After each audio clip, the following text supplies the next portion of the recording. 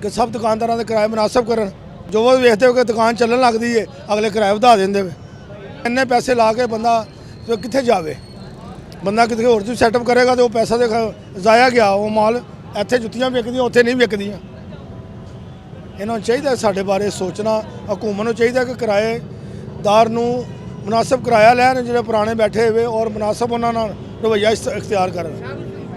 जी नाज़रीन, जिवें कि तुसीं देखिया कि हर बंदा जिहड़ा यही कह रहा है कि हुकूमत साडे नाल कोई कोऑपरेट करे ताकि साडे जिहड़े माली हालात जिहड़े ने वो बेहतर हो सकन। ते तुहाडी की राय है, तुसीं कमेंट सेक्शन में ज़रूर दसना। अस्सलाम वालेकुम। वालेकुम सलाम। की हाल चाल, ठीक हो? अल्लाह का शुक्र। पंजाबी हो?